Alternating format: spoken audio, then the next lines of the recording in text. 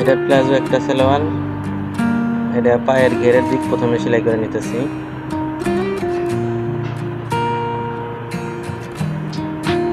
এই পায়ের ঘের সেলাই এক পার্টটা হলো।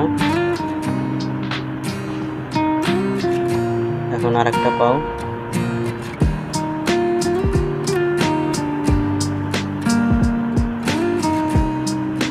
দুই পায়ের ঘের সেলাই দিতেছি।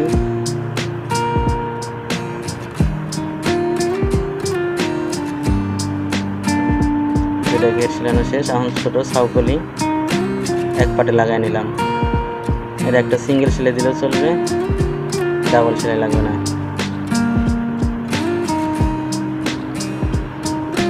এই এক পাশের কলি লাগানো শেষ। মানে আরেক পাশে কলি এক পাটেই দুই পাশে ছোট সাউকলি জয়েন দিতে হবে। ব্যাস, তারপর আরেকটা পাট এটার উপরে বসিয়ে ডাবল সেলাই দিতে হবে। ব্যাস,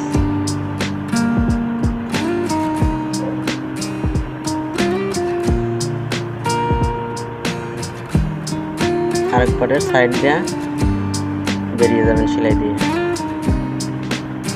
ডাবল সেলাই।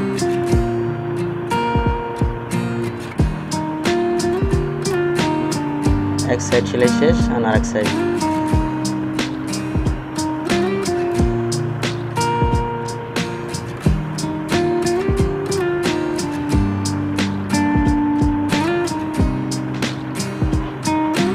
আরেকটা সেলাই দিয়ে নেবেন।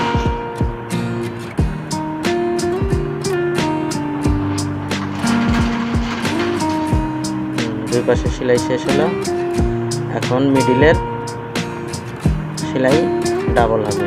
একটু টাইনে সেলাই করলে দেখা যায় অনেক সময় সুতা ছিঁড়ে যায়, এই জন্য টাইনে সেলাই করলে আর সেলাইটা ছিঁড়ে না।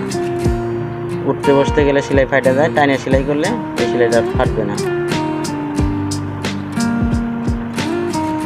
সেলার সেলাইটা অনেকদিন টিকবে, এই জন্য একটু টাইনে সেলাই করা ভালো।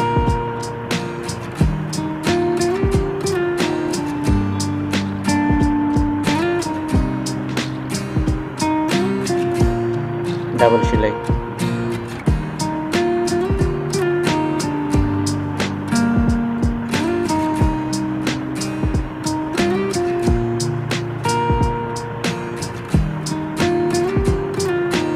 ডাবল সেলাই হয়ে গেল। এখন রাবারের ঘরে প্রথমে একটা ভাঙা দিয়ে সেলাই করে নিতে হবে। পুরো রাউন্ডটা একটা সেলাই দিয়ে নিতে হবে।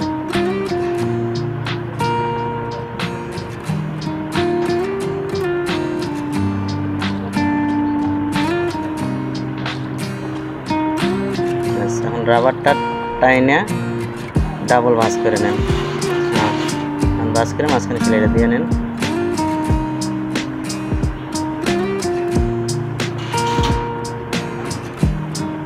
তারপরে এইভাবে বসিয়ে আগে মাথার একটা সেলাই দিয়ে নিতে হবে।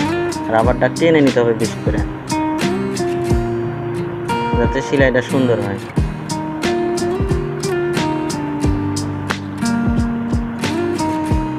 তিনটা সেলাই হবে এখানে,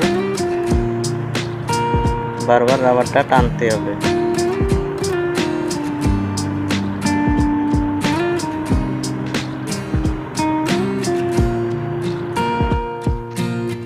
এটা প্লাজো একটা সালোয়ার।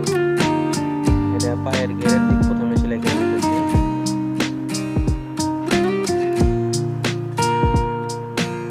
এই পায়ের ঘের সেলাই এক পাটটা হলো।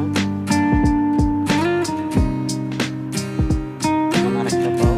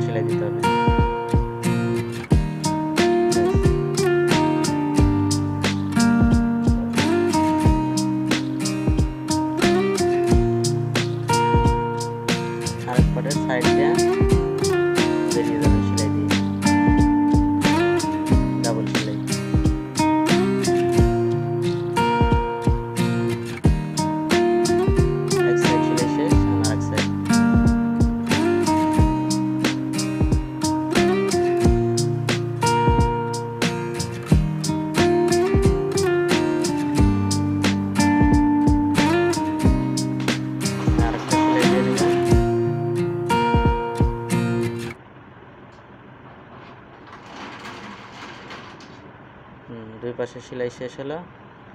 এখন মিডিলের সেলাই ডাবল হবে।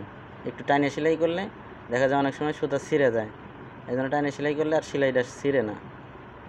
উঠতে বসতে গেলে সেলাই ফাটে যায়, টাইনে সেলাই করলে এই সেলাইটা আর ফাটবে না।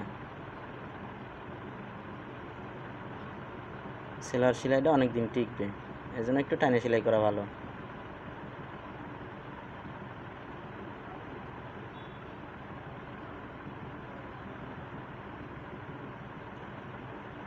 ডাবল সেলাই।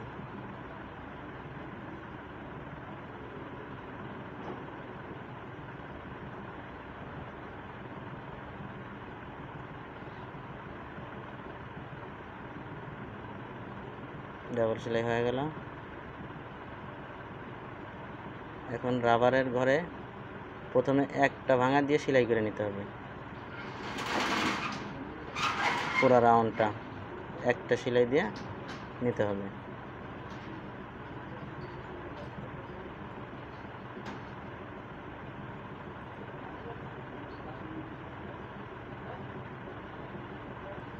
এখন রাবারটা টাইনে ডাবল ভাঁজ করে নেন।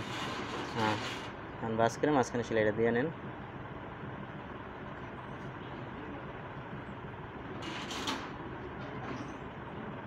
তারপরে এইভাবে বসিয়ে আগে মাথার একটা সেলাই দিয়ে নিতে হবে, রাবারটা টেনে নিতে হবে বেশি করে, যাতে সেলাইটা সুন্দর হয়।